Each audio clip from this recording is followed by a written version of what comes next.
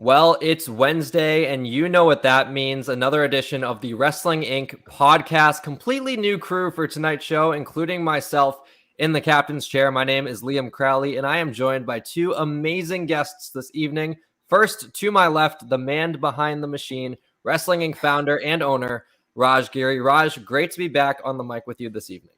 Yeah, great to have you back.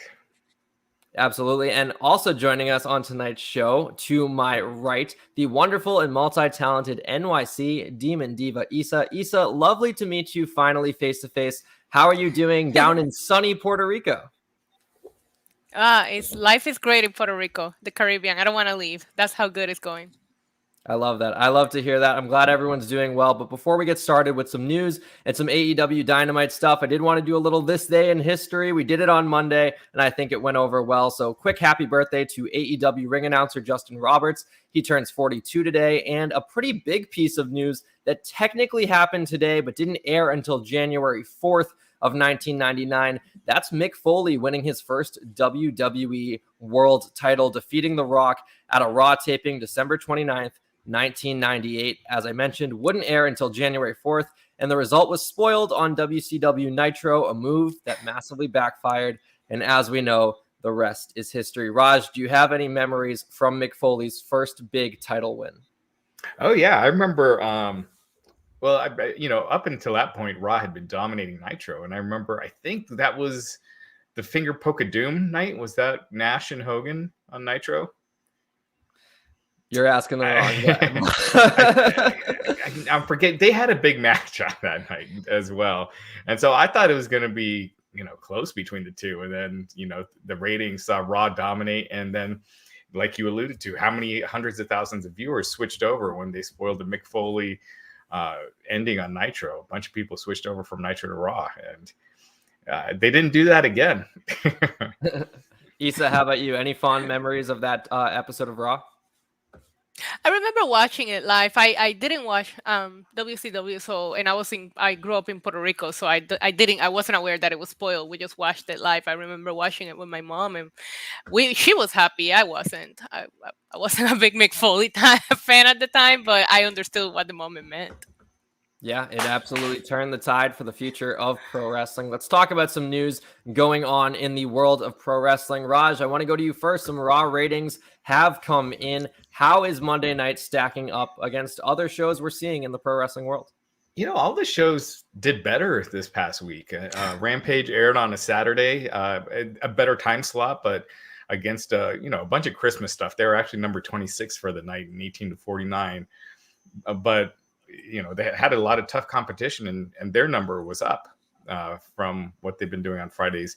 SmackDown, it did a little under 2 million, but that was on Christmas Eve. So, doing anything close to 2 million on Christmas Eve it was, another number that they should be really happy about. And they were number 2 for the night. Raw this past Monday, it averaged 1.592 million viewers and a 0.41 rating in the 18 to 49 key demo. So that was up almost 8% from last week. And yeah, it's one of the best numbers they've done in like a month. So it's kind of interesting. Despite all the shuffling around they had to do for a Monday night show, the final rating actually turned out to be pretty good. Yeah, absolutely. Some promising numbers heading into Saturday's Day One pay-per-view, which we're going to talk about a little bit later on in this podcast. But Issa, I also want to get your reactions to Raw's numbers. Do you think this spells well for future WWE television events? I think that the same thing that affected Raw this week is what gave them more ratings. People are staying home. Things are not looking good, and you have more people just trying to stay home instead of being out.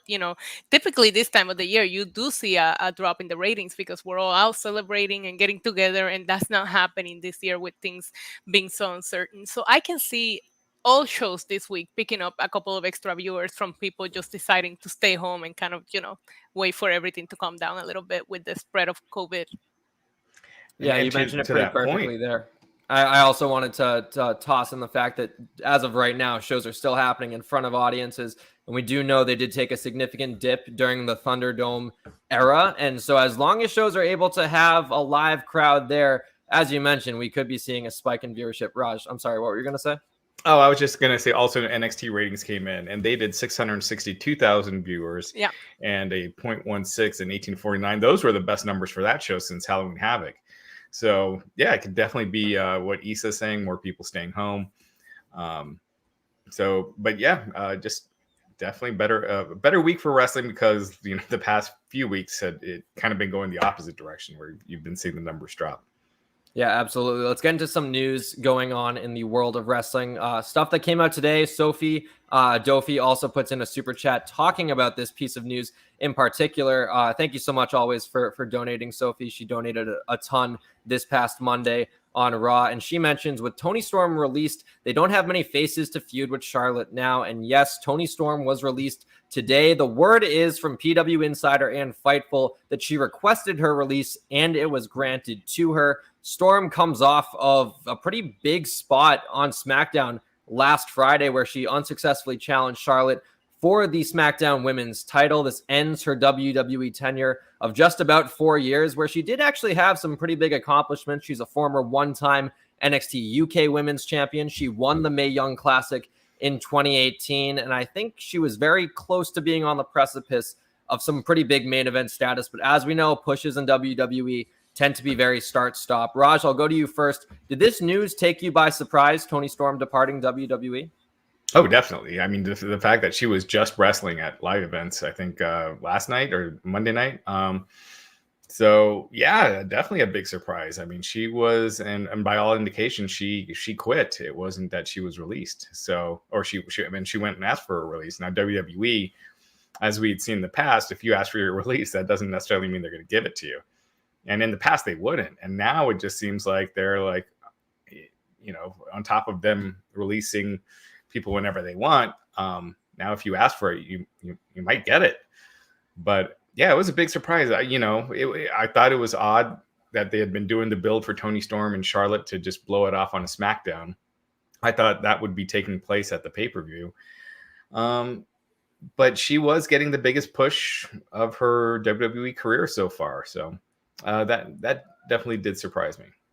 Yeah, it definitely took me by surprise. Issa, I'll go to you next. What do you think Toni Storm's next move is going from here? Does she look to stay in the United States with an AEW, or do you think she goes overseas with a New Japan, returns to the British indie scene maybe? What do you think Toni Storm has in her future plans?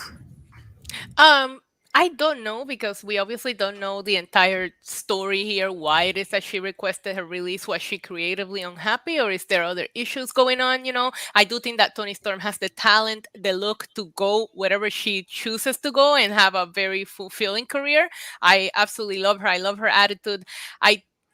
I never liked how she was booked in the main roster, and even in NXT, I didn't think she was booked the same way she looked in NXT UK, and I was waiting for her to be holding some kind of gold in the main roster. I did think it felt amazing to see Charlotte feud with a fresh face on SmackDown. I just hated the feud, the cream, the pie, like all of that.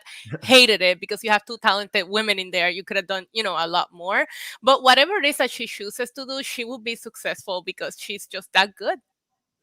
Yeah, absolutely. And she's one of those people, too, that I believe has the rights to her name, which I think will take her far in terms of bringing fans over from fans who enjoyed her work in WWE. Definitely felt like a lot to be desired, a lot left to be desired, that is. And I think that'll take her far wherever she goes moving forward. Sophie also brings up the fact that here's more matches between Sasha and Charlotte. If that's the case, there's not many more people on SmackDown worthy, I think, of feuding with Charlotte, at least in the title picture. Raj, real quick, do you see any big faces on SmackDown that could challenge the Queen?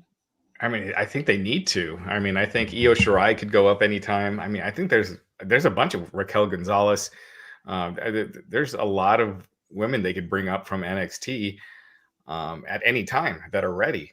I think it's a big loss for Toni Storm, and I feel like they messed up. The fact that she's been more or less there for 4 years and they haven't been able to find something to do with her in all this time. And she has a very unique charisma. She wrestles great. She's fantastic in the ring, and she can go. So I just feel like they dropped the ball on this one. Again, we don't know all the circumstances of why she requested her release, if something happened or if she was just frustrated. But I think it's it's not something that's going to affect their numbers or anything, but I feel like it's a big loss to their women's division for sure. Issa, any names in the SmackDown women's roster that can elevate themselves into that top babyface role that you think could fill that role? I mean, we do have two currently MII missing champions in Bailey and Asuka that could come up at any time and be inserted into a main event title picture and nobody will complain about it. So hopefully Bailey's healing fast and whatever it is that's going on with Asuka, because I'm uncertain about it, I would just hope to see her back on my TV soon. Very true. Well, let's move on to some other news, some wonderful, beautiful news we heard today from Jim Ross's Twitter. He has announced that he is cancer-free. He first announced his skin cancer diagnosis back in late October, and he noted that he had this issue for more than 1 calendar year. He's been undergoing treatments since the end of November, and he has finally announced that cancer is no longer prevalent in his body. He made his return to the AEW commentary table tonight on Dynamite. Issa, I'll go to you first for this news. Just any reactions to Jim Ross being cancer-free? No, I'm so excited for him. Super happy to see him back, and what a pro! The entire time he barely missed any show, given the circumstances and how long he dealt with this. So he's just awesome, and he kicked cancer's ass. So we always celebrate that. Raj, how about you? Yeah, I mean, it's fantastic news. It's great seeing him back. I'm not sure if he's ready to be back weekly, but just seeing him back tonight, it just, when it's him, Tony, and Excalibur, it just feels right, on commentary. So it's fantastic news, and glad to see that JR, kicked cancer to the curb. Yeah, absolutely. I thought he actually had a great performance tonight on Dynamite, a really great call alongside his two colleagues. Let's finish it up with some Day One pay-per-view predictions. Day One is coming this Saturday, January 1st, the first time WWE is running a pay-per-view on New Year's Day. And we have a lot of hot matches, but just about every single one kind of has an asterisk next to it because we don't know until the day of the show, honestly, until the bell rings, if these matches are going to go through. I obviously point to the WWE title match between Big E, Seth Rollins, Bobby Lashley, and Kevin Owens. We know Seth Rollins tested positive for COVID. We're still waiting to see if he is going to be cleared to compete for Saturday. Roman Reigns and Brock Lesnar, we expect that to go through, but with Roman being immunocompromised, it's always going to be a wishy-washy situation. And then Becky Lynch versus Liv Morgan. Becky obviously being married to Seth, her being probably at greatest risk to contract COVID-19. Raj, I'll go to you first. Those are three of the biggest marquee matchups, but just in general from day one, do you have any big predictions for how this pay-per-view is going to kick off WWE's 2022? I mean, they were looking at a big show and, what they had planned just with, Brock and Roman alone. And they are keeping Roman off of shows as a precaution to keep that match going. And, WWE, they've had bad habits before where they know someone's not going to be on a show and they don't announce it. So as of right now, the card seems intact, and that's a big deal. But if it changes, I'd hope they'd let people know before the day of the pay-per-view. But who knows if they will. But I think it's a big show. Roman and Brock is the biggest match they had. It moved a lot of tickets once they announced that match. So, I've been looking forward to this one. Issa, I'll go to you next. What do you think is going to be the end result of WWE Day One? Do all matches go as planned, or do you think there's going to be some reshuffling? I don't know. I have trust issues in the card subject to change ever since I was at SummerSlam and didn't get Bianca versus Sasha. Knew I wasn't going to get it, and they made us sit there until it was time for Sasha to come out, and they were like, wait a minute. So, I don't know. I was actually thinking that I could see Seth Rollins actually winning the WWE title before this entire COVID situation happened, just because of the work he's been doing lately. So that's the one that I'm a little, I want to see what goes on. If he can perform, I hope they just make it a triple threat. But yeah, I don't see Roman Reigns losing the Universal title, so I'm very curious to see how. I don't see Brock losing to him clean twice, so I have a feeling something's going to go on in that match. So I'm curious to see how it ends. Yeah. The as you mentioned too. I was going to say, as you mentioned too, Sophie brings in another super chat saying what you just said right there. If Seth can't compete, make it a triple threat. Yeah. Yeah, the CDC, they've changed their guidelines on when you can return, like the 5 days of quarantine. But with Seth, I think once someone has COVID, you want to test them or risk getting your whole locker room infected. So I think regardless if he can come or not, you should make sure that he tests negative at least a couple times to just make sure this thing doesn't spread. And I'm sure they take other precautions at the arena and everything as well. But yeah, gosh, it's deja vu all over again with this COVID.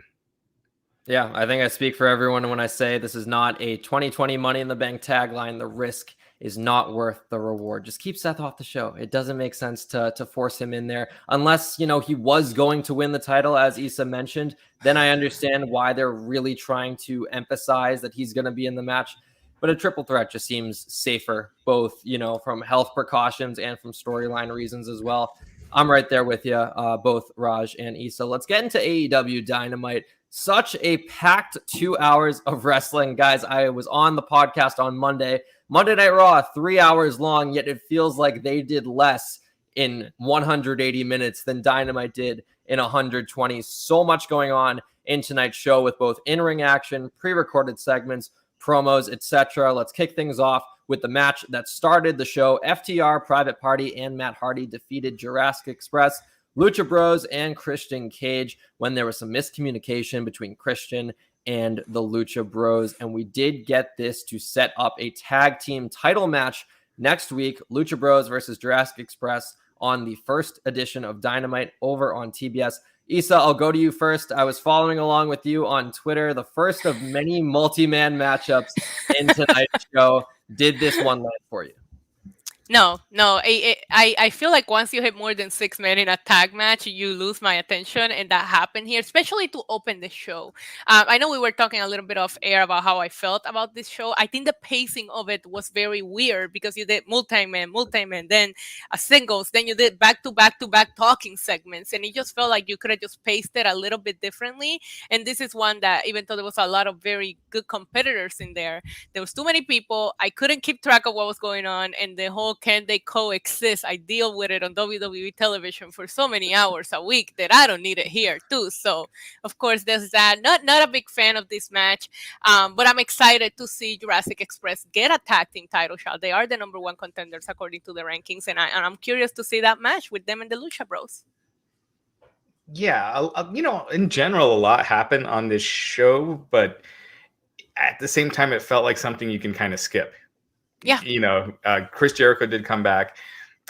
We saw the Mercedes Martinez more or less debut. I know she had a few matches in the company a couple of years ago, but yeah, I think just because there were so many multi matches, the Wardlow match was one of the few singles ones, but it was pretty much exactly what they did last week. But yeah, this first one, it was to set up a big match for next week. And next week, they have loaded that show up. It feels like a pay-per-view, basically. Yeah, you mentioned it. The card for next week is absolutely stacked. It does feel like they're trying to bring as many viewers over to TBS. They want to keep this momentum rolling.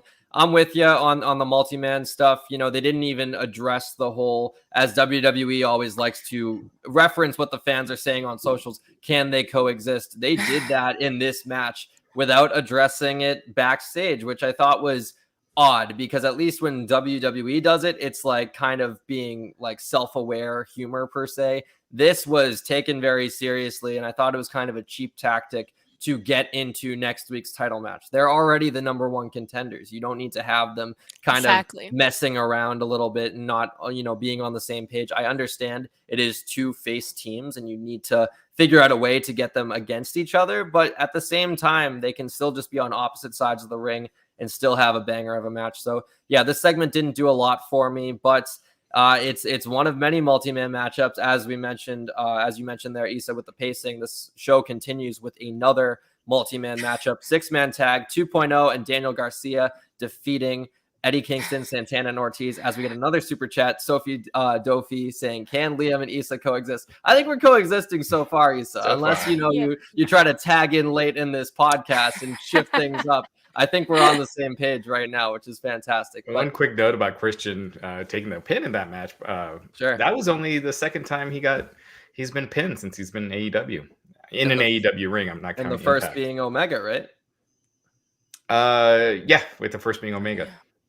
That's a pretty wild note. Yeah, geez. Especially with the first one being a main event of a pay-per-view and this being an opening match on kind of a throwaway Dynamite. So yeah, good point there about Cage taking only his second pinfall defeat in AEW. But as for this other 6-man tag match, really just kind of set up a little bit of tension between Jericho, Eddie Kingston. I do like the fact that they haven't addressed it straight up, but I do know Kingston and Santana and Ortiz worked together as part of a pseudo LAX in late days of Impact Wrestling. So I do appreciate that they are kind of, bringing people back together that have proven chemistry, but them not addressing it right off the bat, I think is a little awkward. But at the same time, if they do that, it's too many of the same storylines going on at once with the whole thing with Undisputed Era and the Super Click and Adam Cole being in the middle of it. Issa, I'll go to you first. Did this multi-man matchup work for you, or was it another miss? No, it was a miss because of the results. I personally love Eddie Kingston, love Santana and Ortiz, want to see more from them. So I didn't want to see them in the losing end of this match. I think I've been wanting for Santana and Ortiz to be fighting for the tag titles, and with them keep losing. I mean, I know this is a trios match, but it's still, they say wins and losses count around here. I don't know about that, but that's what they claim. I don't like seeing them lose. I did like seeing them come together with Eddie Kingston, and of course, Jericho music hits. Everybody pops for that, but I just didn't want to see them lose. It feels like they're a little all over the place in the inner circle, and now they're doing this, and they're not just going for what they should be going for, which is the tag titles. Raj, how about you? I thought the match was super entertaining. Rey Fenix is just insane. Some of the stuff he was doing in this match was, I guess that's any Rey Fenix match, but he's awesome. So I thought the match itself was really good. But again, your big stars here, and I get they don't always want to beat 2.0 and Daniel Garcia, and they do get beat all the time. So I could see maybe wanting to give him a win, but this didn't feel like the time to do it. And you could have done the same thing with 2.0, attacking them after the loss and then having Jericho come out for the save. So I really like the match, but yeah, I just don't think Eddie Kingston and, or Santana Ortiz should be losing. But Jericho coming out, I got to say, I think Jericho and Eddie Kingston, that could be a really cool feud. For Eddie Kingston to lose, like always. You took the words right out of my mouth. Eddie Kingston needs a victory. Like, as you mentioned there, Raj, even though he didn't take the pinfall in this match, he would have looked a lot stronger if the beatdown came after the bell and it wasn't just, we got a handful of tights, we got the victory, and now we're beating you up too. Eddie Kingston, as I've mentioned many times before, in all of 2021 on pay-per-view, I don't believe he's won a match. He lost the TNT title with a match with Miro. He wasn't on Revolution. Sure, he got the main event slot, but we all know how that kind of ended with the final shot. I'd call that a loss, honestly. He lost the tag title match against the Young Bucks with Moxley as his partner. And then his match at this past Full Gear, CM Punk, he lost that one too. So, yes, Eddie Kingston, he's a great talker, but talking can only get you so far. You do actually need some W's to back up the words you say. And I don't think he's suffered from that too much, but I'm really hoping that a Jericho feud gives him a main event level talent to get a victory over, to really legitimize him moving forward. Issa, do you have any thoughts on that? I just don't see him winning that feud. I mean, if you didn't even let the Pinnacle go over the inner circle, I don't know. Maybe I've lost all faith in Eddie Kingston at this point. I'm tired of rooting for him, and he never gets the big win, like you said. Maybe this is it. But I don't know if the inner circle is still a thing. Are they going to allow him to win? We'll see where it goes. Raj, how about you? Yeah, and what's crazy is we talk about all those big matches that Eddie Kingston has lost and how over he still is. When he came out, I mean, that place went nuts for him. So, Jericho is one of those guys that Kingston could win that. It doesn't hurt Jericho. He's not going to be in the title picture, I don't think, anytime soon. So that's one I feel like they definitely should have Eddie Kingston win. Yeah, and Jericho can take a loss too. He won the feud against MJF. He just won the feud against Dan Lambert and company. I think that there's plenty of reason to put Eddie Kingston over Jericho, and I'm actually pretty optimistic that that would be the end result. We did get a super chat here from Sophie first, a super sticker. Thank you for sending in yet another super chat. But we got one from Chris Pantaleo, I hope I pronounced that correctly. He says, when does Fox and USA notice that a lot of stars on their network are on a competitor's TV? Investors like that cash WWE brings in, but networks are spending. I believe this is probably in reference to the fact that the main event of this show was three guys that were headlining NXT back when NXT was going head-to-head with AEW Dynamite every single Wednesday. And Chris brings up a pretty decent point. I know Fox was very upset that WWE wasn't able to re-sign CM Punk, get him back in the company per se, because they had been courting him so long with the WWE backstage role. I think Chris does bring up a point worth mentioning. Raj, do you have any thoughts on it? I don't know how many of the USA Network execs were watching NXT or paying attention to the Undisputed Era. You know what I mean? Sure. I think they notice like a Brock Lesnar leaving, or someone like that, or Roman Reigns, or Undertaker showing up on the competitor's TV. I think a lot of the other guys, outside of maybe a Bray Wyatt or a Jeff Hardy, they're probably not going to be people that they really know.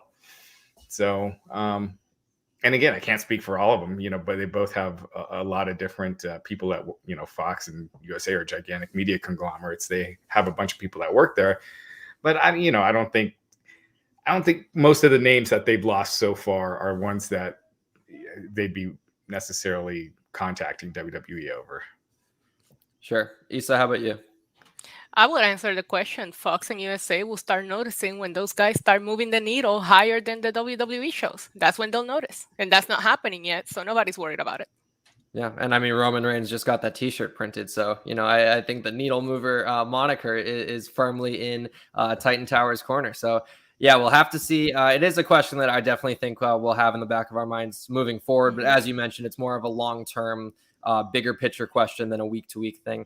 Moving forward with the show, we did get a backstage segment with MJF, more Pinnacle stuff. Wardlow's back there, as well as Sean Spears. The Esquire, the manager, I can't believe I'm forgetting his name, but the guy who manages Jade Cargill comes in and he's talking about how Wardlow is kind of subject to whatever MJF wants him to do. He wants him to be in the face of the Revolution ladder match, but he needs to pick up some victories. He gets a quick squash over Colin Delaney, a longtime wrestler. He got a big pop when I went to the AEW Dynamite in Rochester back in September. It was for a dark match.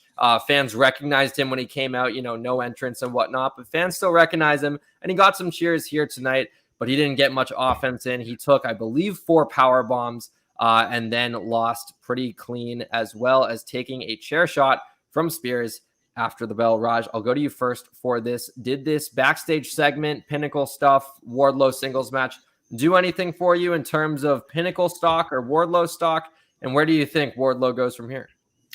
Well, I think they're doing a great job with Wardlow. I likened it to Batista back in the day with Triple H, and when he finally did the turn, and they did a slow burn for that. And I think the longer you take, the more it's going to be. I mean, obviously there's going to be a point where you wait too long, but I think letting it simmer. MJF has other stuff going on. You keep having Wardlow look like a monster, teasing that dissension, and I think they're doing a great job with him.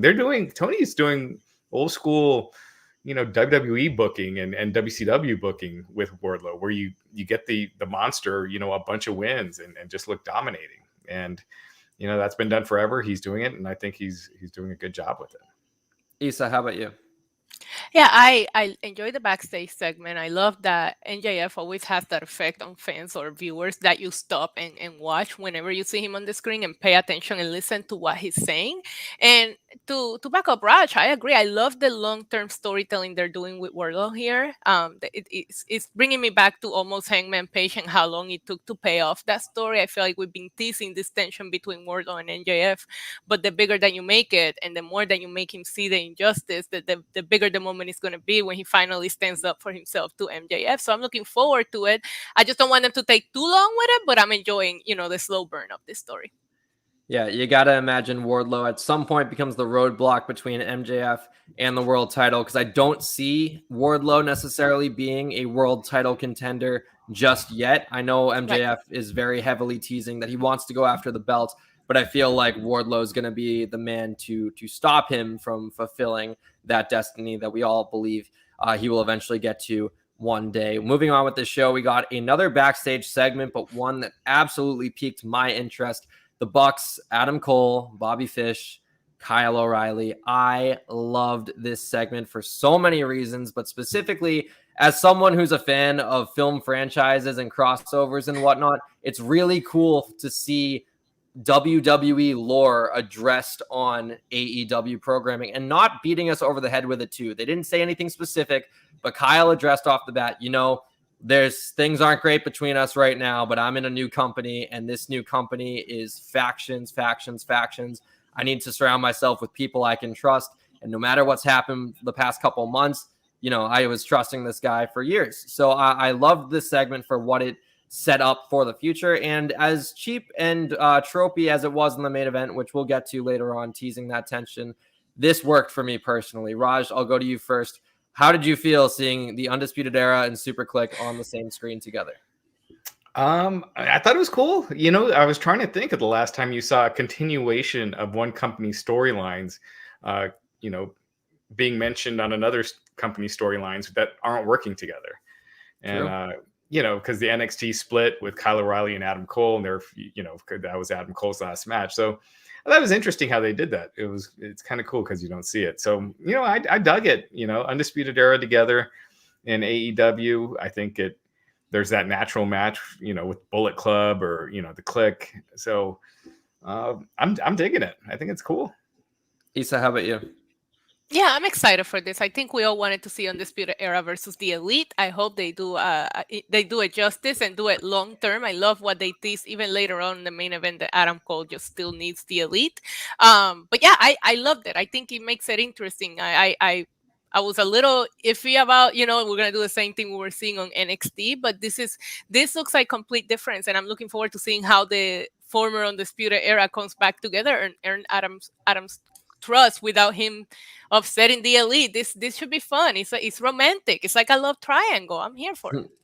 Yeah, I'm right there with you on both points. Raj, to your point too, AEW has done stuff before where I remember like a Christian Cage, Matt Hardy singles match where they're like, oh, we've had history before, but the difference is that history dates back 15, 20 years. This is a continuation of a storyline that wrapped up in August. Like it's crazy to see just how close together this stuff is happening. And to have it still be fresh in our minds, this Undisputed Era reunion per se, it's happened, 9 months after they disbanded this past spring in 2021. So it is neat to see, not something we're going to get very often because obviously timing of contracts needs to work in order for that to happen. But on top of that too, sometimes guys, just fall off to the lower mid card as they're on their way out. Adam Cole, the difference was he was in a main event program right before he was on his way out. So the timing is very perfect for this to happen. And I'm glad they're striking while the iron's hot. Moving forward with this show, Dan Lambert, Scorpio Sky, Ethan Page, yet another promo. This was a segment that didn't really work for me. I don't really care much when Dan Lambert is on screen. I thought they did some cheap stuff by getting people to perk up. If this was your bathroom break segment and you heard from the hall Paul Heyman, you're probably like, oh, what's going on there?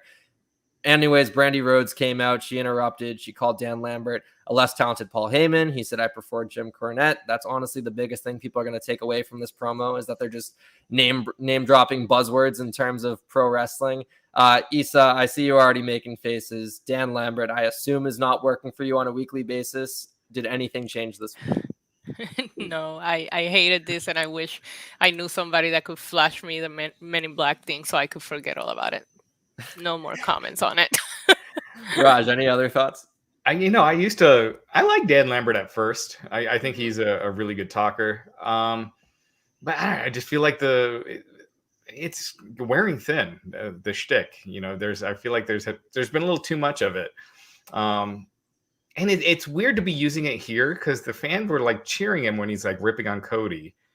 And when Brandi Rhodes came out, they booed her. And, when they did ooh and ah at some of our lines, but they were cheering Dan Lambert all of a sudden and booing Brandi.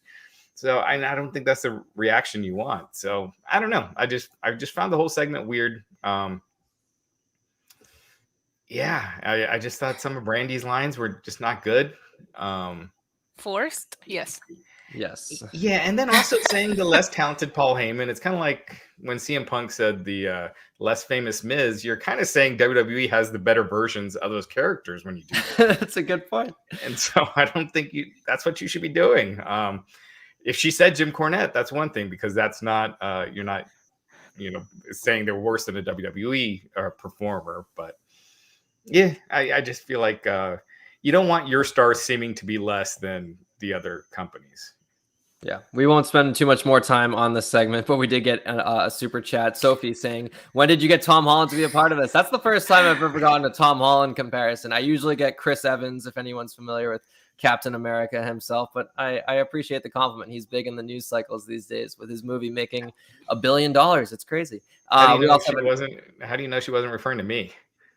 Well, you got the beard. Tom Holland doesn't have a beard yet, Yeah, I guess he doesn't have a beard. We did get another super chat from Stellar Justin Lopez, who brings up Brandi Rhodes' open mic night too. As Yash, that was, I believe she opened a promo against Jade Cargill sometime in 2020 the same way. He said it was the highlight of this bad show. When she goes hood, it sounds so forced you can't help but find it hysterical. I agree. It sounded very, very forced. And yes, it's awkward too, because her getting booed against arguably the biggest heat magnet in AEW, that being Dan Lambert, save obviously like an MJF per se, but Dan Lambert's always getting crazy boos, and then to have him interrupted by someone getting booed even further, it just screams bathroom break of a segment. So I think Justin Lopez kind of hit the nail on the head here, but I can't say it was the highlight of this show for me personally. Raj, any more thoughts? Yeah, you look online and it was pretty polarized. There were people that loved it, and I felt like there were a lot more people that hated it online. But it was what it was. That real quick, I got to say something about Justin. Justin sent over some really nice Christmas gifts. I really appreciate it. Thanks, man. And he sent over a bottle of Terramana. So maybe this Saturday night I might have to break into that. So. The Rock's very own. Issa, I don't even really know if I want to go back to you for this segment, because I feel like you just want to move on from Dan Lambert. No, I just want to add up that if you want to make the trying to be hood not seem forced, first of all, you should be able to fight with your high heels on. I know I can. And second of all, she should have taken her hoop earrings off. That's the first thing you do when you're going to fight someone. So I can teach her some lessons. She can call me. Sure. Hit up at NYC Demon Diva, Brandi Rhodes, if you're looking for some in-ring tips. Moving forward with this show, we did get another brief promo package for Danielson versus Page 2 set for next week. Going to main event that show, I would have to expect. And man, is that a match I am heavily anticipating. Moving forward as well, we get another matchup, arguably the biggest matchup of tonight's show in terms of what the consequences were for it. That being Jade Cargill defeating Thunder Rosa to advance to the TBS title finals, facing off against Ruby Soho for that championship. A pretty competitive match between the two. Both got their chance to shine. Late in the match, Cargill was selling a knee injury that I actually bought as a viewer, so I think she did her job pretty well, mixed in with the fact that she is fairly inexperienced. I know she's been wrestling for a while now, at least in the calendar year, but I thought, maybe there was a chance that she actually legitimately got hurt, but, just good selling on her part. Late in the match, we get a crew member attacking Thunder Rosa, allowing for Cargill to pick up the victory. After the bell, we get it to be revealed to be none other than Mercedes Martinez, who was released by WWE this past August. And then Ruby Soho made the save to send the heels running to the back. Raj, what did you think of this match as a whole? And what do you think about Mercedes Martinez being in AEW? I thought it was Jade Cargill, I think she keeps getting better and better. I thought she improved. I thought it went a little too long because she is so green. I don't think it needed to go this long. I think the longer you go with someone that's so green, the more the chances they have to get exposed. And I think you just want to keep it shorter. And so I thought it went too long. But outside of that, the Jade Mercedes Martinez thing, I find it intriguing. So yeah, I thought it was cool and a cool way to bring in Mercedes. Issa, how about you? Yeah, I agree with Raj. I think it did go a little too long. You don't want to expose Jade, and you have her in there with a pro. I think Thunder Rosa is so talented that really made her look good, but there's only so long that you can do that for. I did buy the knee injury, just like you did, Liam. I thought for a second, is she actually really hurt?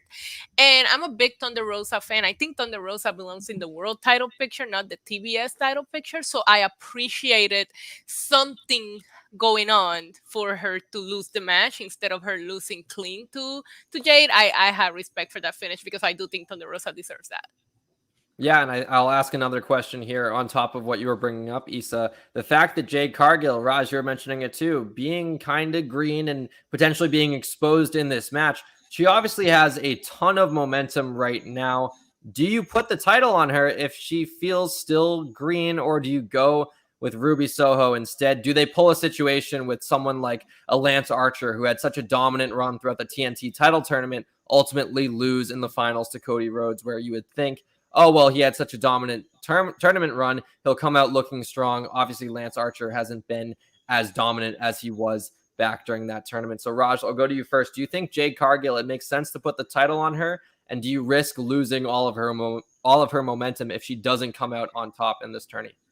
Yeah, that's I just feel her losing, it just kind of takes some of the shine off of it. I think they've been doing a great job building her up. And Ruby Soho, she did have a lot of buzz coming in. I feel like that's kind of subsided. I'd go with Jade. I feel like it's something new. I think it's interesting. Again, I wouldn't put her in a bunch of long matches right off the bat. Just keep letting her get experience. But I'd go with Jade. Issa, how about you? Yeah, I really like Ruby Soho, but I think I will go with Jade. It's something different, it's something new, and they have been mentioning that she's undefeated. So I don't know that Ruby has the momentum to be the first one that gets that win. I think she could get that momentum. That being said, you also played an angle here that if you don't want to go with Jade, something else can go on. Somebody can cost her the match because of her getting into this partnership with Mercedes Martinez. But ultimately, I would like to see Jade win it. I just hope that this becomes like a weekly defended title and she gets more reps in there, even if we're just giving her squash matches at first, because she obviously, she has the look, she has everything. We just need to give her a little more experience, and this could help her. Yeah, absolutely. And we have seen too, I believe there was a Ruby Soho package either tonight or in a previous Dynamite, really selling the fact that this tournament has been grueling for her. It's taken a toll on her physically. Yes. I think there is a way for her to lose to Jade Cargill clean and fairly quickly too, without making her look too weak. Emphasize the fact that she's been putting in work throughout this tournament, and it has taken a toll on her physically. That way, she still leaves looking like a great, resilient babyface, and Jade Cargill looks like a dominant champ, and you protect her moving forward with that title. And I'm right there with you, Issa. I do hope it becomes a weekly defended basis, similar to the TNT title, not just for what it can do for the champion, but bringing in challengers, giving that women's division even more spotlight, highlighting names that maybe only are on Dark. Someone like a Diamante, who has recently been showcased on the YouTube shows, right, getting her some TV time. Just food for thought. I think it would be cool. Yeah, I agree. And to your point, Raj, also, I was watching it with my mom, who's a huge wrestling fan, but she only watches WWE. So since I've been home, I've been kind of making her watch AEW.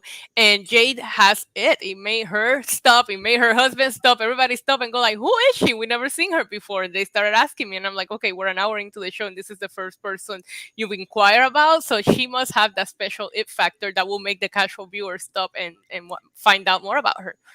Yeah, she looks like a Marvel character, Mm-hmm. She looks good. It just looks like a superstar, She just kind of jumps off the screen.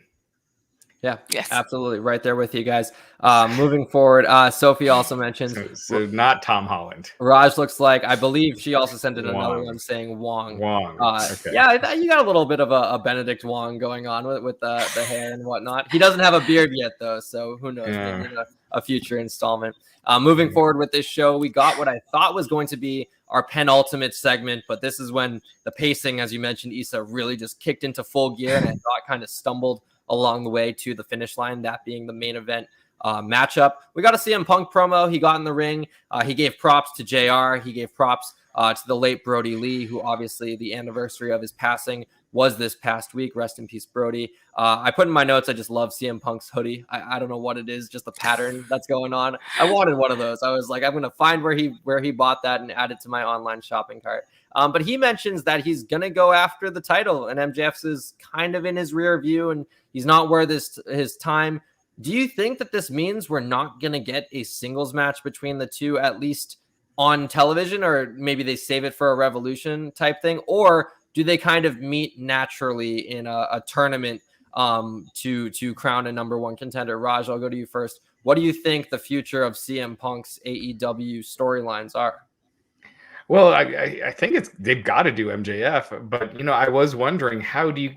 Because to me, CM Punk versus MJF should be a pay-per-view match, and their next pay-per-view isn't until March, and it's like they're going 110 miles per hour already. How do you keep that going until March? So I kind of like the idea of kind of putting it on the back burner for like a month or so, and then getting back to it. So that way you're not doing all the big angles early. So they're definitely not done with Punk and MJF, I wouldn't think. So I like that. I wonder where you go with the world title. Do you have MJF beat Hangman Page, and then that makes CM Punk the next number one contender, and you get to that match that way? Is it too soon to beat Hangman Page? Because AEW doesn't like doing those quick world title changes. So I'm interested to see where they go with that. But that's my thoughts, is that they're just slowing it down until they get back to it, like a month or so. Issa, any other thoughts? Yeah, I think CM Punk is just afraid to admit that he doesn't have the cardio to keep up with MJF. We saw it last week. They were running each other. He couldn't catch him. So why would he want to wrestle him if he can't even, catch him in a run? So I want to see the match. I was looking forward to it. This was probably my favorite promo segment of the entire year between the two of them. But yes, I agree. This is a pay-per-view match, and I like the idea of keeping it, apart and finding a way to bring them back together. I appreciated how they didn't have them touch last week, because I remember when that happened with Omega and Hangman Page, and then they had that match on that episode of Dynamite. I hated everything about having to see them, even though it was a tag match, interact and fight. So I appreciated how they did that. We'll see how they bring them back together, but I do want to see that fight. If you're not ready to have CM Punk lose, then don't do it, because I do want to see MJF go over CM Punk. Yeah. Did you guys catch that line where he called MJF a bigger waste of con money than Tim Tebow? Tebow, yep. I was hoping he was going to say Urban Meyer, but I think that's probably what he wanted to say. A little too controversial. Tebow was cut during training camp, so yeah, it's not but it's a weird line, because Tebow didn't really cost a lot of money. He didn't make the team, so yeah. But Urban Meyer, it's kind of like you got to substitute Urban Meyer in there, and I think that's what he probably wanted to say. Mm-hmm. He also had a great line calling back to, I believe, the pipe bomb, when he's like, in this ring, on this microphone, even at commentary, nobody can touch me. And that line jumped out at me, because I've watched the pipe bomb probably 800 times on YouTube, and it's always fun whenever he references back to it. Kieran George sends in the super chat. I'd be down for Punk versus Danielson for the title next year in a stadium. I don't know if AEW is ready to run stadium shows as early as next year, but man, is Punk versus Danielson an absolute money matchup, especially when you can bring in their Ring of Honor history. They're obviously not going to be allowed to use footage of their WWE title feud in, I believe it was 2012 at like the Over the Limits, Money in the Banks and whatnot. But yeah, that would be a pretty big money matchup. Raj, do you have any thoughts on that? I'd rather they went with something else, like Punk versus Omega, for a stadium show.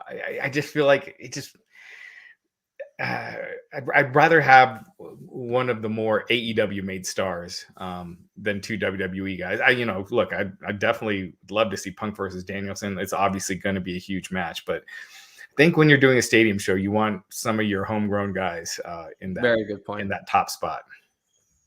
Issa, any thoughts? Yeah, I think they've done a good job with pairing up somebody that you know against somebody who you should know, and I think they should continue to do that, especially if you're trying to bring in newer viewers. Getting us matches that we've seen before or that came from a different company is just going to make them look like a WWE reject song, and we don't want that for AEW. We want it to be an alternative. But I would love to see the match. I just hope that if they do a stadium show, is main evented by somebody that's considered one of the pillars or one of the original AEW guys. Yeah, I think that's strong analysis on both fronts. And I do think that that's a match they have in their back pocket. Whether or not it needs to be for the title, I don't think is completely necessary. I think they would pair well, just as well as just a standard singles match. Moving forward with this show, we got a couple more segments. Hikaru Shida, a pre-recorded package calling out Serena Deeb for a rematch. That's a match I'm looking forward to. I thought that that's one of the better kind of blood feuds in AEW's women's division. A lot of their big feuds center around the title. So it's nice to see something between two women that doesn't have to have a piece of gold in between them that I'm genuinely interested in as a viewer. And Serena Deeb, man, is on quite the run of her career right now. I think she's due for a pretty big 2022. And I'm looking forward to this match. Shida and Deeb, I thought, tore the house down the first time, and I want to see them lock up again. Issa, any thoughts on a potential Shida-Deeb rematch? I can't wait to see it. I love their first match. I'm with you on everything that you said. I thought they killed it, and it was awesome to see a fresh feud, like you said, just not for a title, just a real feud in the women's division. And they had an excellent match. Let's run it again. Raj? Yeah. I think that, anytime they're in the ring together, it's awesome. So we're definitely down to see that again. Yeah. Moving forward with the show, Brian Pillman Jr. comes out for a promo, says he wants Malachi Black. He wants to step into the House of Black. Malachi Black interrupts shortly after. He kind of stares at him from the ramp. The lights go out, and then he disappears, but the lights come back on, and we see him walking to the back. And I know no one actually thinks he can teleport, but just suspending our disbelief is tough. I know, right? I know this is the moment where pro wrestling, the illusion has been shattered for Issa. But seeing that moment, just a small visual cue, I thought kind of took me out of the segment a little bit. I was half expecting when the lights came back on for Malachi to be off the ramp and for Brody King to be in the ring and have him attack Brian Pillman Jr. But on a show that, as we've all mentioned, felt pretty lackluster overall. And when you have Mercedes Martinez debuting, even though it didn't get a great pop, you definitely want to spread out your debuts. And if and when Brody King does show up, which I feel like is just a matter of time, I feel like you got to up the pageantry and not have it be just kind of a filler segment between the Punk promo and the Undisputed Era match in the main event. Raj, did you have any thoughts on this? Yeah, I mean, it just said Pillman's the next to get destroyed by Malachi, but nothing else really. I thought, Malachi, it's always cool to watch him. I think, his entrance and everything is always just really cool. So, Brody King and the Briscoes, I'm sure a lot of the fans that go to the arena know who they are, but I just don't know how many people watching on TV would know who they are, without watching the show. Like, do you almost need to do vignettes or introduce them some other way as opposed to just some in-ring surprise? Just because they're, they've never been on the big, on a major show. Yeah, I hear you with that analysis. My one devil's advocate that I will play is Brody King, similar to Kyle O'Reilly, has such a natural integration into current AEW storylines, him obviously being the PWG tag partner of Malachi Black, Kyle O'Reilly having history with Adam Cole and Bobby Fish, and it seemed like they were building up to that naturally when he did debut. There are other free agents, though, that I look at, like a Briscoes, where it's like, do you bring them in, have that big pop, and then they immediately get lost in the shuffle? So I think it is something to be self-aware of when it comes to bringing in big free agents. But I think someone like a Brody King would fit very naturally and make the House of Black a legitimate stable, because it seems like that's the direction they want to go in. Issa, did this segment work for you? Not necessarily. I got taken out just like you did when we saw that visual. And I was paying a lot of attention to my mom's reaction because I always when I'm watching with somebody that doesn't watch the way that we do weekly and is aware of everything going on, I always enjoy seeing what gets their attention. And at this point, my mom was saying that this show, it seemed like they talk too much. And she started comparing it to last Monday Night Raw, which, we got a lot of video packages and a lot of promos. So I kind of agree with her. I wish they would have spaced out the back-to-back talking segments because Punk kind of talked for a long time and then we got this. So it kind of like stalled in the in-ring action aspect of things. Yeah, I'm right there with you. One more segment before we get into the main event match. One that I did kind of gloss over. Sammy Guevara came out, did his whole cue card thing. Did kind of rub me the wrong way. He brought out the cue cards and said of all the people he's beat, Bobby Fish, Ethan Page, Jay Lethal, Tony Nese, and said his New Year's resolution is to finally beat Cody Rhodes, a victory that's eluded him his entire AEW career. I say it rubbed me the wrong way because I never like when guys lose the title 1 week prior and then come out and are still all smiles and trying to pop the crowd and everything. I get it that people move on from matches and it's on to the next one. But it reminded me a little bit, like this is a very big comparison, but Kofi Kingston, the week after losing to Brock Lesnar, just throwing pancakes to the crowd and not being bothered whatsoever. If I was Sammy Guevara, I'd be pissed. I wouldn't want to be like showing cue cards and cheering on the crowd and everything and being like, oh, I'm going to beat Cody Rhodes eventually. Don't you worry, guys. As someone who loves Sammy Guevara, I really wish that he took the loss a little bit more seriously. Am I crazy for thinking that? Raj, I'll go to you first. No, I agree with you 100%. I think we should have seen a little different aspect of his character here. And to your point, him being pissed would have been perfect. Him wrestling a short match and being just way more aggressive, something like that, I think would have worked better. But I agree. All of a sudden, he's back to his old happy-go-lucky. I'm fooling around with cue card stuff. It felt like a step down. Issa, any thoughts? Yeah, I thought that this could be. I didn't like because AEW takes such pride on having longer title reigns. I believe this was probably the shortest TNT title reign that we've seen, if I'm not mistaken, or one of their all-time shortest title reign. So at this point, I would assume that this could be a way for Sammy Guevara to reinvent himself, come back with a vengeance, and try to, get revenge. So I don't want to see him come out, smile, and not care about the fact that he lost the title. He should be pretty upset about it, especially in a company where title reigns, seem to last a long time. Yeah, one of the cue cards even said, I held it for 3 months. Like, okay. Like, that's not that long. Like, that's a quarter of a year, Like, I don't think that warrants the pride that he was evoking, per se. So here's hoping for a little bit of an edgier Sammy Guevara moving forward, because we all know he has it in him. When he first started in AEW, he was cocky, he was brash. When the Inner Circle were full-on heels, he had that edge to him. So I'm hoping he gets it back moving forward. We get into our main event now. A pretty big matchup. I pray we get Drunk Raj on Friday. Zook Enigma says SmackDown. I don't know what's in the cards, but maybe some glasses of wine. We get wine Drunk Raj. So this is in the chat earlier tonight. We actually do not have a podcast this Friday night for New Year's Eve. This is the last one until Saturday when we have the Day One pay-per-view podcast. So yeah, no podcast this Friday night. So sorry guys, you're not going to get that. But please let us have the night off, please. Some of us work on Fridays and would like to have the night off, especially because we will be podcasting at midnight in Puerto Rico. So I don't know that will be a good idea. All you'll hear is going to be fireworks. Yeah, plus SmackDown is a recap show. Yeah, Rampage will be a new episode, but we'll cover those matches on the Saturday podcast.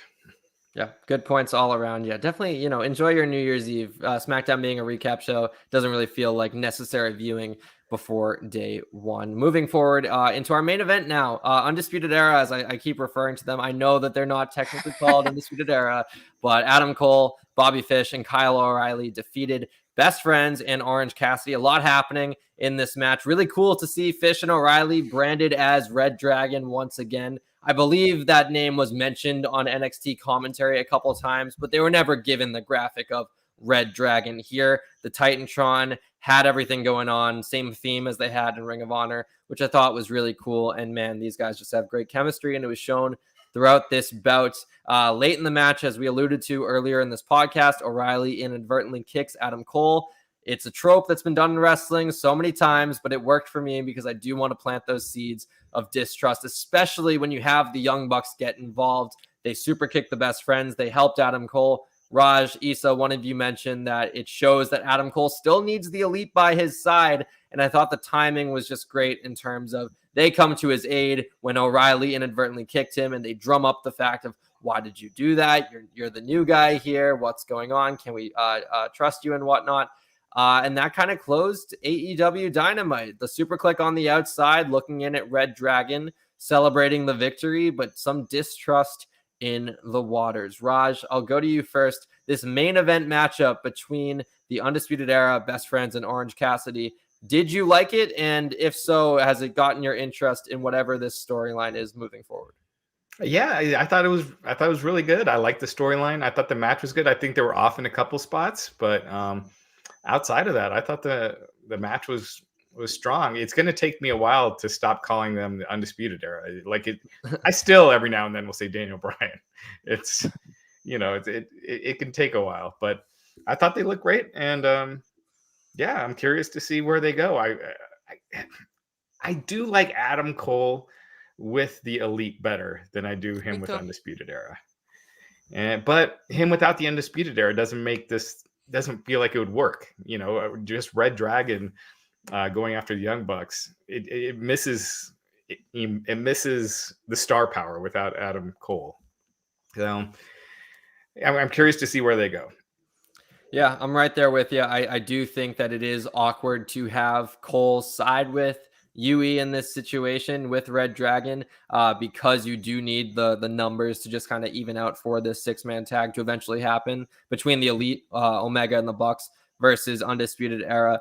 But yeah, I do enjoy the super click together more just because it's fresh. We've gotten Undisputed Era together for almost 4 consecutive years, and seeing the super click back together for the first time in what I believe like 5 years has been refreshing, and I've enjoyed them on screen together. Issa, our final multi-man match of the night, was this the one that you were happy to watch?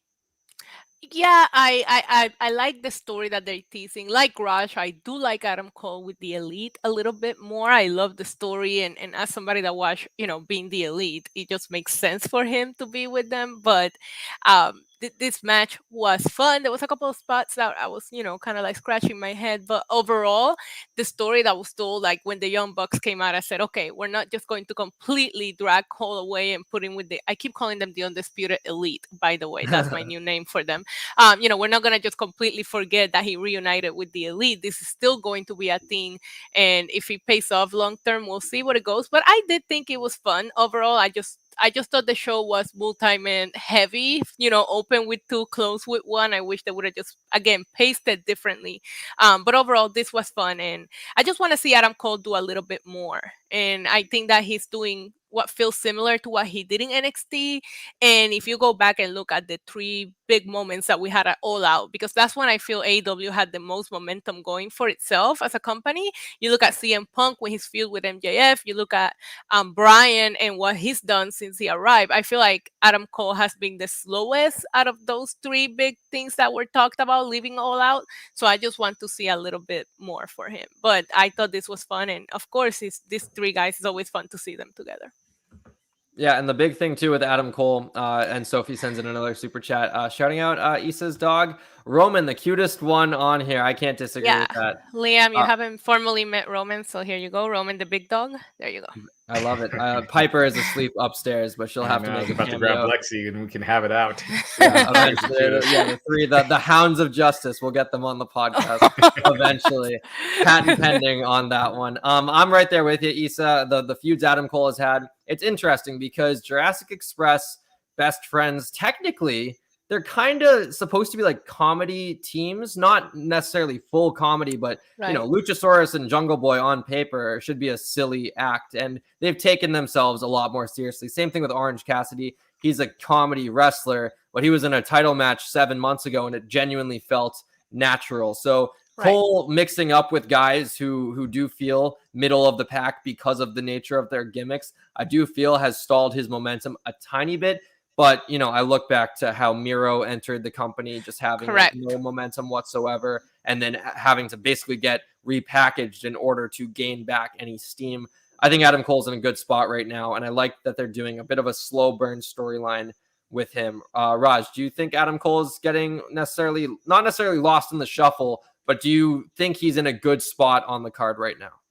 Yeah, he's being featured regularly. He wasn't the star that CM Punk or Bryan Danielson were coming in. So he definitely has all the potential to be, but he wasn't coming in. He was, as far as the ranking of those three, he was number 3. So it's getting him familiar with the audience. And yeah, getting him in the storyline with the top guys. So I think he's probably where he should be right now. And you see so many guys getting lost in the shuffle, and he's on there every week. So I think he's in a good spot. Yeah. One final thought about this main event match. Aaron Mick sends in a super chat saying, does Johnny Gargano come in and takes Cole's spot with Fish and Kyle? He brings up an interesting point, but then I think you're really leaning into the fact that it's Team NXT kind of versus Team Elite, because Gargano doesn't necessarily have any history with Fish and O'Reilly. It's an interesting point to bring up, but I don't know if I'd necessarily be for this. Issa, any thoughts on Gargano getting involved in this Elite Undisputed Era warfare? I mean, I think it sounds interesting, but I can see Gargano just going into like an individual, if he even does come to AEW. I don't know. I still can see Gargano going back to WWE. We'll see what happens. But it will be interesting. I'd rather just see him as a singles wrestler. But, there are some people that have gotten lost in the shuffle. I don't lose hope because you brought up the perfect example, Miro. But when I look at former NXT champions, I look at somebody like Andrade, who I thought was going to just be doing something so much more different than what he's not doing right now, because we don't even see him anymore. I started to feel that way about Malachi Black, but at least he's being featured every week and in interesting feuds. We'll see what happens there. But I do think Adam Cole is in a better position than other of the people that have come in. Raj, any thoughts on Gargano fitting into AEW plans? I could see him there for sure. When tonight when they said we're going to go as long as it takes, which I can't remember them ever doing that on TNT. If they have, correct me if I'm wrong. So I almost thought there was going to be some surprise at the end, and then the only surprise I could think of was Johnny Gargano, because Bray Wyatt doesn't fit with those guys right now. So that was kind of where my mind was going when they said that, but. To Issa's point, I think it just gets too NXT cliquish versus the Elite, and I just feel like it loses a spark without Adam Cole. So I'd like to see Johnny Gargano. If he comes in, he does his own thing, does something else, and is away from Red Dragon. Yeah, I'm with you. I think Gargano would be great for a TNT open title challenge, but I kind of worry about him showing up in AEW because he's someone who doesn't naturally have a faction to join. And that's the name of the game with AEW. Everyone needs some sort of allegiance somewhere to fit in on the card. So I think it's awkward. And I think Johnny Gargano will obviously be learning a lot more about his pro wrestling future as the weeks and months go on. OBC champ or OB champ 312 brings up Young Bucks versus Red Dragon in an Adam Cole on a pole match. I've seen the meme everywhere of a custody of Adam Cole ladder match. Bring back that stipulation from early 2000s. I told you it was romantic. I also gonna need Britt Baker to just step in the same way Adam Cole gets jealous about Tony Schiavone. I need Britt Baker to make sure they know he's hers. Yeah, make the love triangle a love square. I think just get as many pieces of the puzzle moving forward. That's AEW Dynamite, guys. I don't even want to say the go home show, but it is kind of the go home show for a big TV Dynamite next week. That being the debut on TBS. No, Liam, it is the go home show for 2021. There we go. Thank you, Issa. the go home show for 2021. I think we can all agree kind of went out a little bit with a whimper. There is stuff to love on this show, but overall pacing a little awkward. Did you guys enjoy the show overall? Issa, I'll go to you first. It was enjoyable television for a night home. Like, it's not something. If somebody asked me, do I need to go back and watch it, I will probably just tell them to watch Thunder Rosa and Jade just because of Mercedes showing up. Everything else, I feel like you can just watch it on the highlights. So it wasn't must-watch television, but it was entertaining. Weird pacing. That will be my complaint about tonight's show. Raj, how about you? Yeah, same. I was never bored at all during the show. It was. They put a lot in there, so it moved fast. It moved quickly. It didn't feel like a very important show to me, but it was entertaining. So, yeah, if you missed it, the highlights you'll catch it all. This isn't one of those like other weeks where I'm like you definitely have to see it. This one, if you have the time to check it out. Yeah, I'm right there with you guys. I don't think this show was memorable by any means, but I think we'll look back on it next week at least and say it was an appropriate change of pace, because next week I believe we're gonna hit the full gear in terms of just match quality, big stakes happening, and maybe even some massive storyline implications moving forward. Well, one thing we're forgetting, I don't know if it was mentioned on the show tonight, but Battle of the Belts is a week from Saturday, right? Oh yeah. Is it? Yeah, I think it's a week from Saturday. Like, I should be knowing this. I'm pretty positive it's a week from Saturday because they got. Are you checking it, Liam? Yeah, the research department is on it right now. Yeah, Saturday, January 8th. Yeah. So you're right. Yeah, immediately following the big edition of AEW Dynamite. So yeah, that is interesting timing. Yeah, and just that it wasn't really mentioned. And I get that they want the big rating, the big show to be Dynamite next week. And I'm sure on that show, they'll be plugging Battle of the Belts hard. But next week, we got Dynamite, one of their biggest shows that they've done for Dynamite. Then you got Rampage on Friday, and then Battle of the Belts on Saturday. So that's... Well, they have 3 shows to kind of like play with and mention it. Sure. I think so. They were probably just trying to plug in next week. But you're right, because until you just brought it up, I had completely forgotten about it. And I see people in the chat saying that it was mentioned. I don't recall it being mentioned. So, but they do have 3 shows between here and the 8th to kind of like plug it and push it. Yeah, and it being mentioned on commentary isn't the same as getting those big match graphics and whatnot. Battle of the Belts next Saturday, January 8th. Like, not having that big visual cue on screen is going to make people forget about it. So it's a great point you bring up, Raj. And I think, that's a show that could get lost in the shuffle, but I think it's too early to judge because we have to see what unfolds next week on both Dynamite and Rampage, and this Friday on Rampage. All of our socials are below if you're looking to check us out over on Twitter, Instagram, what have you. Raj running things at Wrestling Inc. I tossed to you on Monday to plug anything you have going on, but I feel like it's just kind of Wrestling Inc. Yeah. Check out Wrestling Inc. And a lot of people bringing up, this tonight is our last podcast of the year. So thank you guys for just, I've said this many times before, but thanks for always tuning in and joining us. I feel like, especially with the people in the chat, it feels like a community, not just, us talking. And so we really enjoy it. And I just want to thank you guys so much for what a great year you guys have made this. And here's to another great one next year. Yeah, I'm right there with you. Even as the new guy, I'm already feeling this community, which is really, really special. And I love everyone showing up in the chat and showing love. Issa, any closing show remarks, any closing year remarks on this last podcast of 2021? No, I just joined Wrestling Inc. I think it was about 10 months ago, and I'm loving it. And Raj is absolutely right. It's a community, and it's just so much fun. I always see some people from the community show up on my own chat, on my own channel, and it always just makes me so happy. I've been having fun, and here's to continue to do it. And thank you, Raj, for letting us come in here and talk wrestling on your platform.